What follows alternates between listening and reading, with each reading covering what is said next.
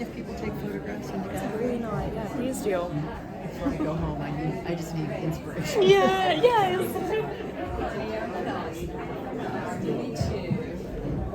Testing. Can you all hear me? Yes? No? Seems like yes. Okay, great.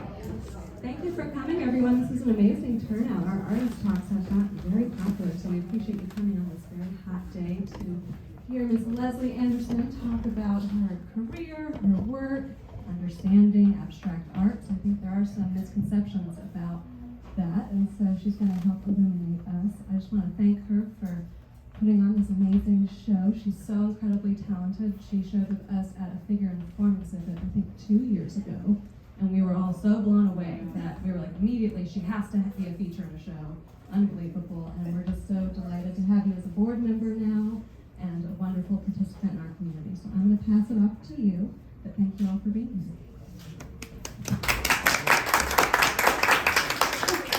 Thank you, my sweet Howell. I always tell her that I'm here because of her, honestly.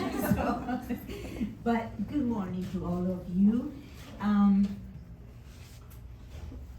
going to talk a little bit about myself, and I want to tell you that I worked with children for 30 years. You put me in front of children, I know what to do. You put me in front of a group of grown-ups, we'll see how it goes today. I was born in Guatemala City, and in the mid-80s, my father got sick. He almost died. He had allergic reaction to a penicillin shot, and he said, that's it. We're going to take life easy, and we came to the States for a very long vacation. Being here, the political ambience in my country was really bad at that time. And he offered us, my two sisters and I, to stay here for school. And that's why we ended up here. And we applied for visas, for student visas, and we all went to school.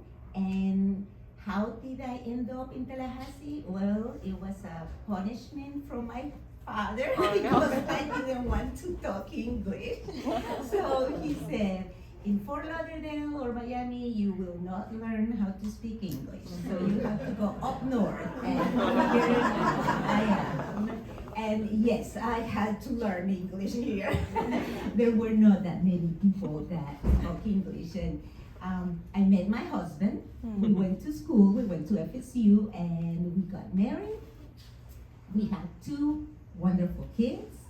And Tallahassee is my home now. So that's about it. I worked as an art teacher for 30 years, and I love it. I went to work to play with kids, really. That's what I did. And I think it did train me. During those days, I was juggling too many things. I had a full house to take care of, 2 kids to go to school, and I had a husband and a full-time job. So I really couldn't concentrate on my art, my personal art. But I think teaching did help me to develop an eye for composition, for lines, for colors, I was constantly thinking about all of that fundamental information for me to paint now that I am retired. So that's basically it. And I'm always asked, well, what does that mean, abstract art? What kind of art is that? So I just put this together, and I hope that we can come up with a couple of ideas about art. I am so excited about this show because it's a really wonderful demonstration of abstract and non-objective art. And I think we can develop, I think the interest for this art it's in our community. And I'm so thankful that we have that in this gallery. So let's take a look at these two terms, abstract and non-objective art. I'm always, people ask me, what's the difference between these two terms? Well, basically, when you have an abstract, it can be any subject matter. It could be still life, it could be a landscape, it could be a portrait. But you will have, in that particular style, you will have some type of reference to realistic art. In this case, we all can agree that it's a landscape. We see some trees and maybe some image of water in here. So it kind of opens our mind to take the idea of the artist. It's a landscape. So that's what we describe when we use the term abstract. It has some type of realistic object in it. On the other side, you will see a non-objective. And this is when people we tend to be a little bit kind of, all right, I'm not quite sure what is this. Maybe it's a boat or no, it's a house. I see a UFO. I see anything in there. But technically, the artist that does this type of art is not thinking about UFOs or apples or trees or anything to put on that piece of art. They are basically working with what we call principles and elements of design. And that's the main point of reference for artists to work on this type of art. And again, here we have another example where we are not quite sure what that is, right? We can maybe guess what that is, but let's take a look at some elements and principles and design so that we can understand how we can read this type of art. The elements are line, shape, color, texture, form, and space. I used to tell my students that the elements are kind of like the ingredients for your recipe. Okay, so these are the basic ingredients that you use for your artwork. But the principles, emphasis, balance, contrast, repetition, proportion, movement, and unity are the instructions of how to use your elements of design. So when we find a piece of art, then we, instead of looking for a house or a train or a tree, we start looking for the elements and principles of design. Okay, lines. Artists use an incredible variety of lines, and lines can be an emphasis in a piece of art. It can be, the proportion can be small or big, just to attract the viewer instead of making it look like, what is it? You start shifting your way of thinking from concrete to elements and principles of design. Here we have again two wonderful examples of lines. On the red background piece, that's the only element that is used in this piece, and you can see how powerful the lines are. The color adds just a little hint, like a little cherry on top of the painting to make it even stronger. Those are definitely showing movement. Why? Because the artist decided to use a very diagonal type of art line, creating some type of movement. On the other one, the lines are more kind of peaceful, more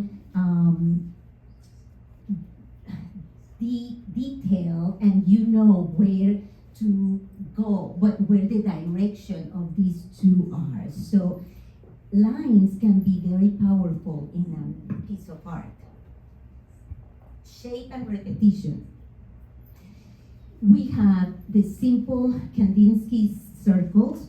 Probably we all have seen it, but honestly, what is he using? Shape and color, and that's it. It didn't need anything else more than shape and color, and it's an incredible piece where you have the same idea being repeated several times. The same as Jasper Jones with the flag. Very simple, but very powerful. And how did he create that? By using the principle of repetition. Here we have other variety of elements put at work.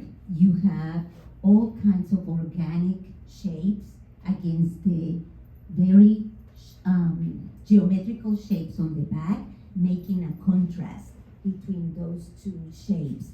And that's the power of this piece. And what can we say about the other one? My goodness. Shapes, and more shapes, right?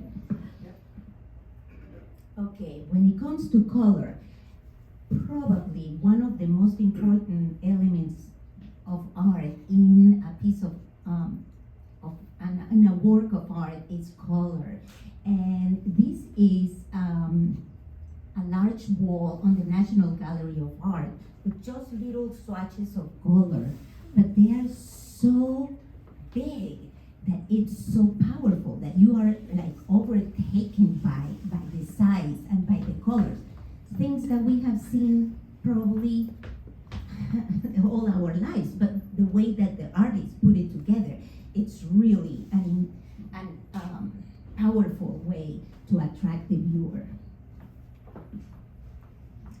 And again, we have, if you were paying attention in your art class in elementary school, we have value and warm and cool colors. Those are usually another way of make an impact in the artwork.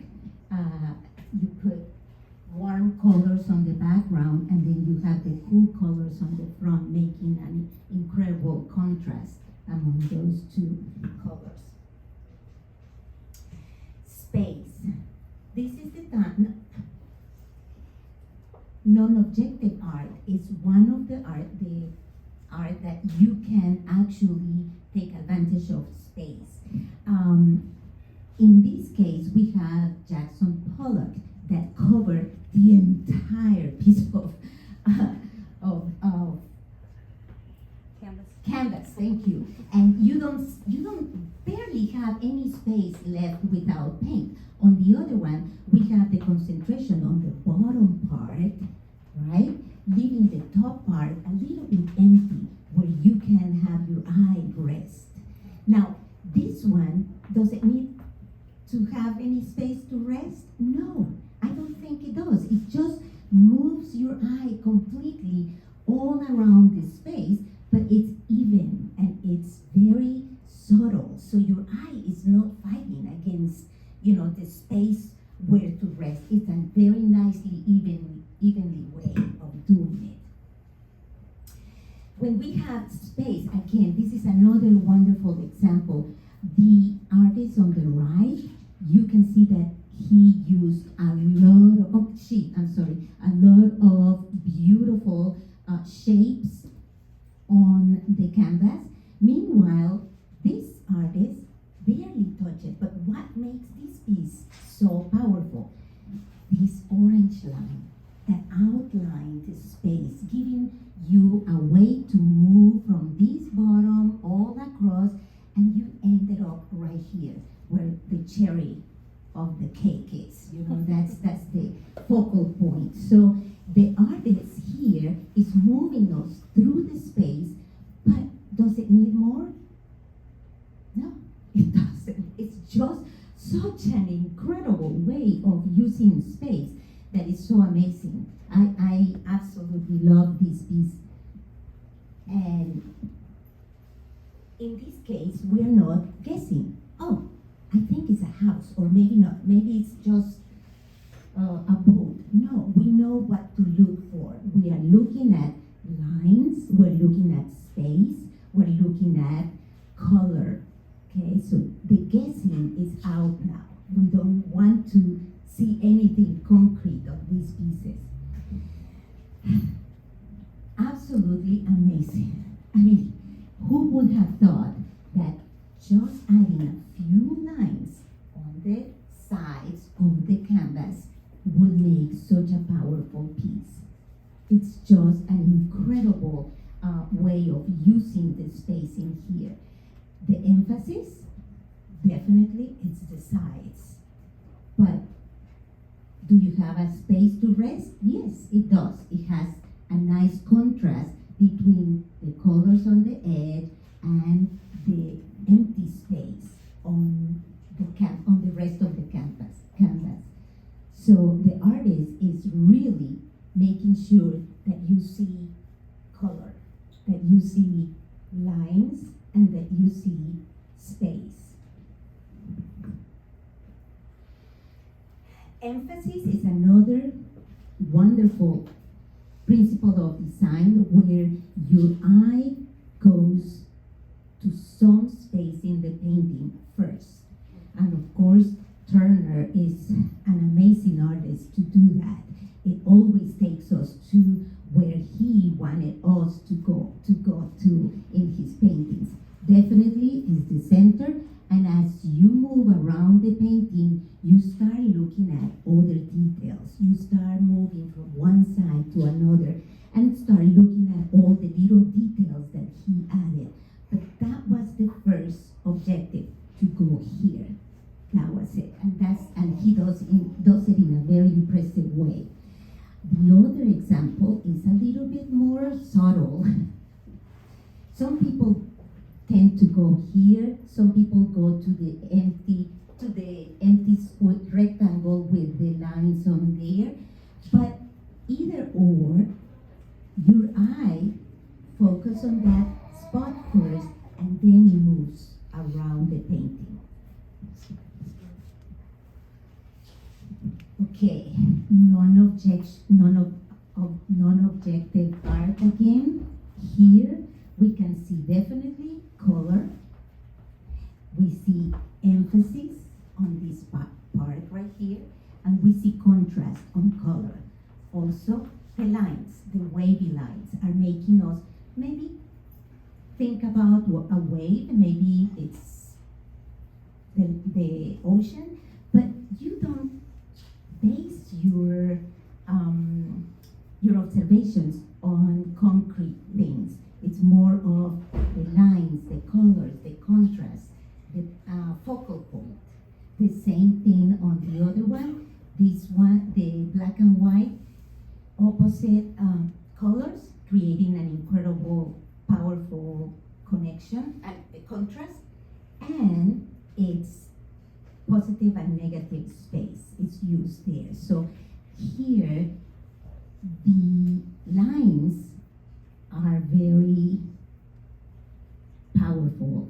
It takes you from the bottom to the top, and then that part of the painting really kind of makes you wonder, why is it there? Why do I have to see the painting that way? Maybe I should go to the top and then to the bottom. And the contrast is a very pleasant way to look at this painting. Balance, one of my favorite ones.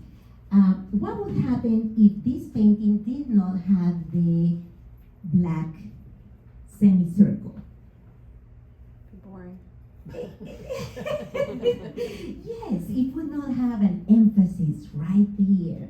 And how do we know it's balanced? When you have, the top and the bottom kind of visually balanced, or the side and the side visually balanced. On the other one, we have a huge shape at the top, but we have very small shapes at the bottom, which complement the size of the top. So it's not quite the same size on the bottom, but it gives a different balance just by changing the size of the pieces on the bottom. Again, we see this painting almost divided in half, which was a no-no when I went to school. You never did that. But what is happening in here? Does it work? I think it does. And it does because this artist broke the shapes on this side. So it created a kind of a different way of reading this piece. And then we see the smooth part of this painting contrasting with the very sharp, uneven painting on this one, creating again one more way to contrast principles and elements of design. On the other painting, a lot of people say it's boring, it means something. I guess that's when your personal taste starts evolving, okay? If it's boring for you, then it's boring for you. But if it calls your attention and it's like, oh, well, there is something there that I like, then that's your personal choice. That's when you start developing your style and you start focusing on pieces of art that have the same principles and elements of design.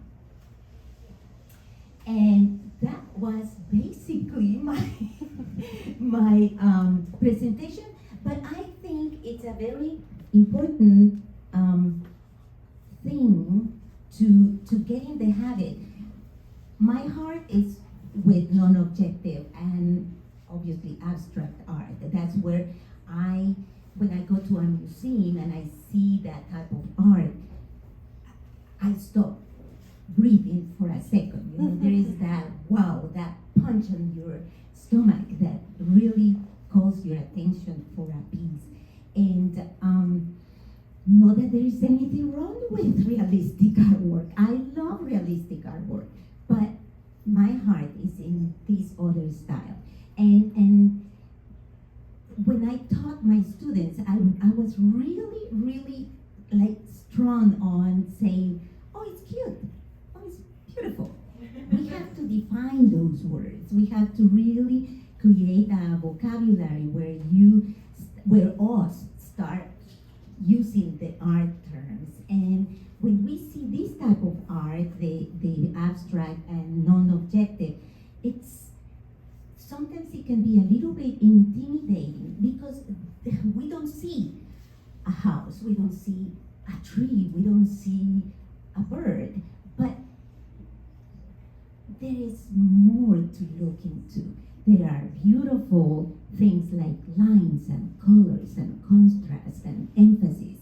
And then, like I said, you start developing your taste for this type of modern art. So my hope is that it created a little of excitement or maybe questions, which are always good, and to kind of open the floor for questions or comments. Yes. I have a question. Can you talk a little bit about your process in painting a piece like this? Yes, very good. I usually start with a color canvas, so I usually paint an orange or a red color underneath, and then some of them I know is going to be an abstract, or no, a landscape. Some of them I don't have any perceived idea. This one I wanted to have a landscape. So after the first layer of color, I did a horizon line. And then it becomes the ugly face. I work in a ugly painting, and my husband can tell you about it because I completely hate them. I want to burn them, I want to cut them,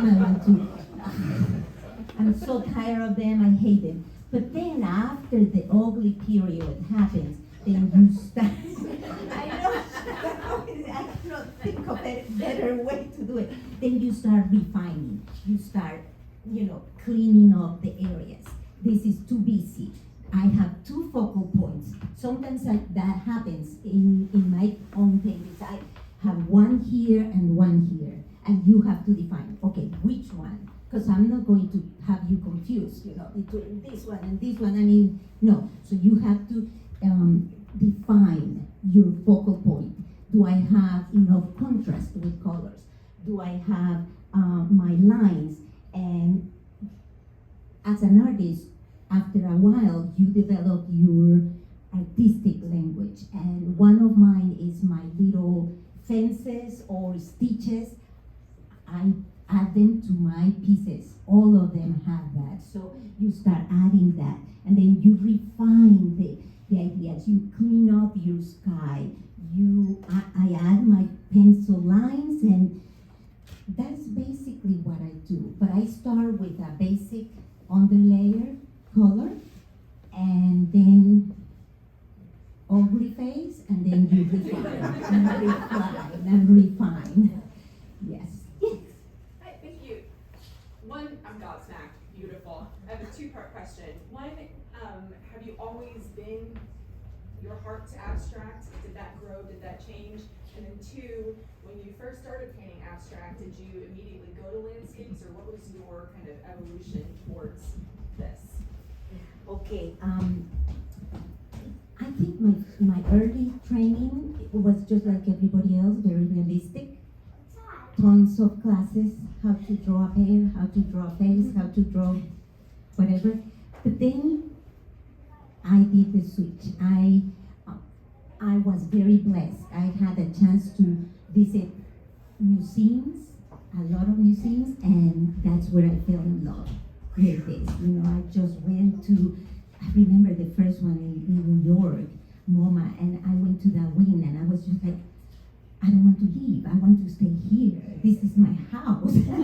But that's what happened, and then I didn't come back.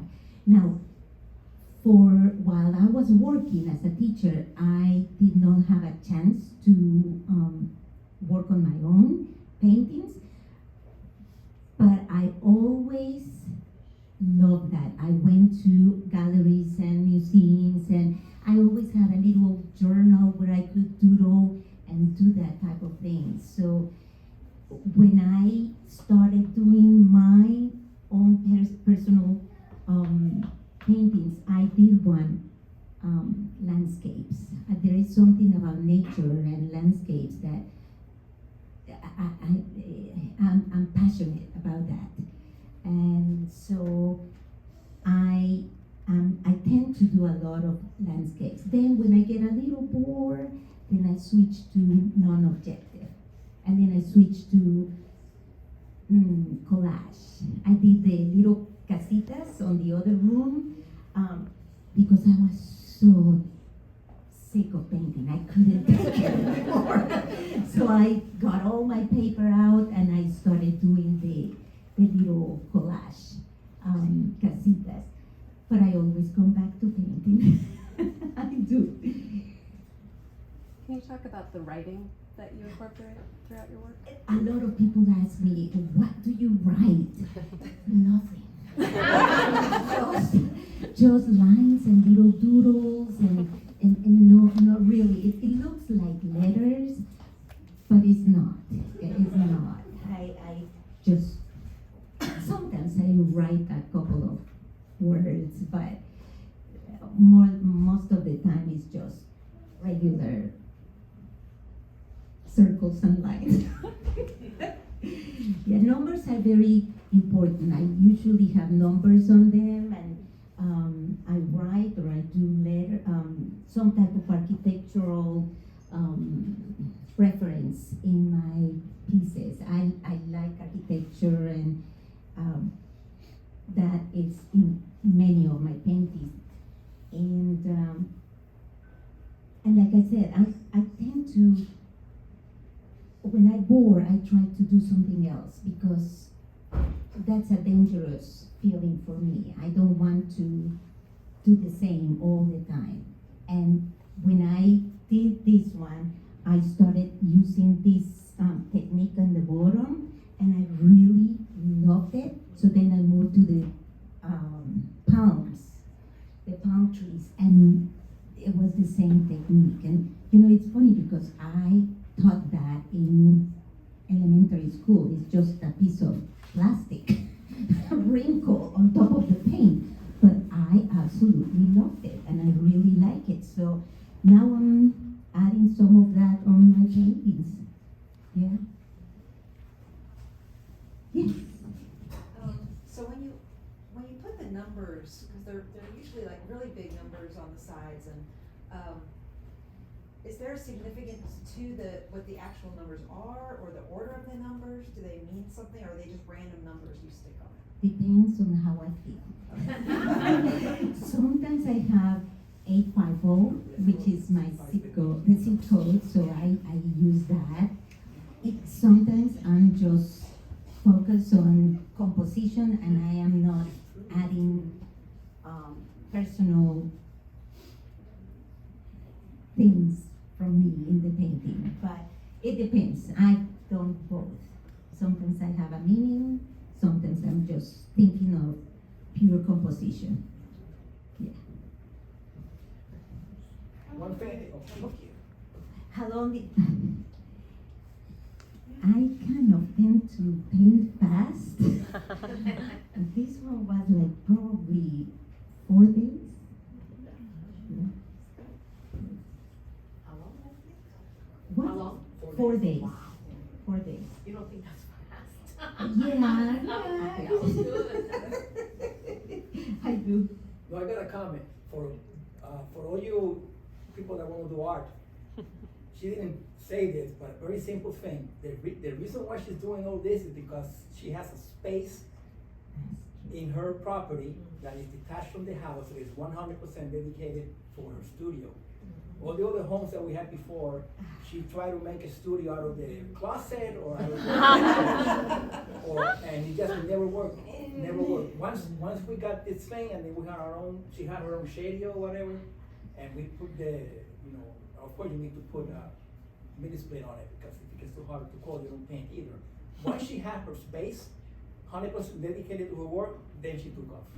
There's no other way to do it. That is true. That is absolutely true. It changed my life completely. And also, I want to say this.